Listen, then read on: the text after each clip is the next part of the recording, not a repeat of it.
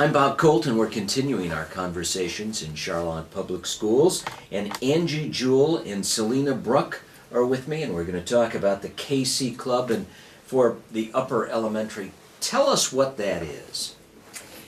Well, the KC Club is really, it's hard to talk about the KC Club without talking about Rachel's Challenge. And Rachel's Challenge is actually a program that was brought to the middle school in Charlotte several years ago. And KC Club is an offshoot of that, and it's sort of like a student leadership group as an offshoot of Rachel's Challenge. Mm-hmm. So what do you do?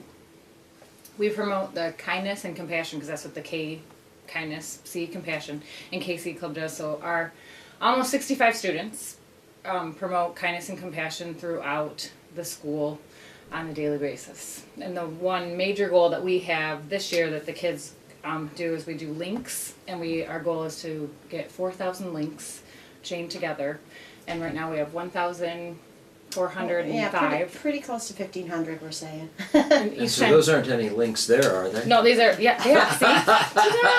See? Each grade level has different color. Uh-huh. They put the act of kindness on there, and then we link them together, and we have 1,000 up in our hallway, in one of our hallways, and hoping to get 2,000 next, and doing it to another hallway. And so you've got young people in various grade levels in upper elementary, 6th grade, 4th grade. Yes, and we have 5th graders also. And 5th graders. And so how do you work with them differently? Do you approach them differently because of their age? Well, we actually, when we initially started KC Club, considered only doing certain grade levels. But our administration, and we were in agreement, felt that we really needed to include everyone in our school. And so pretty much we treat them the same. And interestingly, for the first time, we're working on a project where certain students are working together in grade level groups, but for the most part, it's cross grade level. And then our hope is that the younger students will carry this through. Our 4th graders will carry this through 6th grade.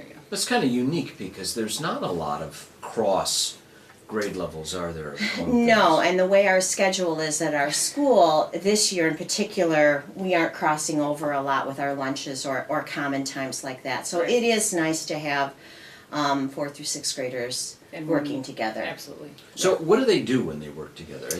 You talk about kindness and compassion and the links, but what do they actually do? We have different, with a big group, we decided, well, how are we going to work with 65 students? So we put them into committees. We have a planning committee, an appreciation committee, a links committee, a finance committee. And now we have an assembly committee because they're planning a big assembly for our entire school. So. And then they come up with a little, like the finance committee wanted to know found out ways that we could maybe earn money. And so they collaborated on that. And then the poster committee, we have a huge poster in the main hallway with our goals. And they work together, form that, to put it on a piece of paper first, and then we have it on big paper. And so they actually, with very little direction, they take it and go. Yes. So these are unique kids. They have a special interest in these kinds of things. Yes. They do, and really, they're a really committed group of students. Pretty much they have to get to school an hour early, and that's challenging for some families to get their students there because they can't take the bus. They have to be self-transported somehow. And we did not have any particular selection process. If you wanted to join, you could join. But what's interesting, as Celena said, we had about 65 students want to sign up, and we've stayed pretty steady with those numbers throughout the school year. And really, as she said, these groups will just take off with very little direction from us, and they are quite remarkable, very committed to making our school a better place. Well, what is it that attracts young people to this kindness, compassion, KC Club? I mean, obviously they want to help other people. Right, and when we had our first couple meetings, our main purpose was to say, okay, why are we here? And all of them, it was quite refreshing that they're like, well, we want to make a difference in our school. We want it to be, and so that's It was unanimous. Yeah. I mean, that came up again and again. And they do it, and we talk every week or every other week, because we meet 2 times a month, and they about how, okay, we can do it here, we have to do it outside as well in the hallways and with our buddies and at recess and at lunch. And if we catch you, we might have to have a conversation with you, and we haven't had to have too many conversations. They want to do the right thing and give links. And so, and when you say the right thing, what are the instance of interaction or social action that young kids do? Give me an example, because people are trying to process. I think parents say, well, this is a good thing, but how do we know what the kids are doing? Tell me, besides links or things, what are they actually doing then? Well, one of the things that, going back to the Rachel's Challenge, which is what this stems from, is there are classroom lessons with the Rachel's Challenge curriculum. And so these are things like treating people with kindness and compassion, including others, acceptance of others, not being a bystander if you see something happen that shouldn't be happening, but speaking up and helping others. And so then this club tries to put those lessons into action. And so one of the frustrations we've had this year actually is not having the interaction between grade levels during the course of the school day. And so we've decided we're putting on a whole school assembly coming up here to kind of promote these. And instead of just the teachers talking these lessons, having the students have made up some cheers and chants and little skits to show the school and kind of get the message out there. Yeah, so they're really involved and interactive with that Exactly. stuff. Yes. And the assembly's a big way to share it with kids who might not necessarily be actively involved. Exactly. Right. And to see their peers taking a really active role in this and in believing in the mission of Rachel's Challenge and KC Club. Yeah, and talk. I mean, you mentioned Rachel's Challenge, but as a lot of people don't really know what that challenge means or what it's all about, define that a little further, if you would. Rachel's Challenge actually came from out of the tragedy at Columbine, and a diary was found of a girl named Rachel, and she believed. Throughout her journal, it became very apparent that she believed that kindness and compassion is a chain reaction, which is where our links come in. Right. And so that one act of kindness that she would do for another, she believed could affect 1 million people. And so, like I said, the middle school picked up on that. It actually became a curriculum. And when we at the Q, at the upper elementary, wanted to start looking at ways, what can we bring to our school? As we did some investigating, we found out that there was an elementary version of this curriculum, and the offshoot of that is KC Club, and so that's really how it came to be. And the lessons are very powerful, and we feel our student group, KC Club, has made a real positive impact upon our school. Yeah, it's kind of a learning process through grades, isn't it? Oh, definitely. Yeah. And the sixth graders, I think, are aware of things that happen, and so I think it's also helpful for them to be the leadership. But our fourth and fifth graders are their own little leaders, and so the fourth graders are learning from the sixth graders. But I think the sixth graders are learning just as much from the fourth graders with their spirit and their compassion as well. So it's just fun to watch. Difference between boys and girls? I would say at the upper level we might have a few more girls than boys. At the lower levels, it's at fourth and fifth grade, it's pretty equal.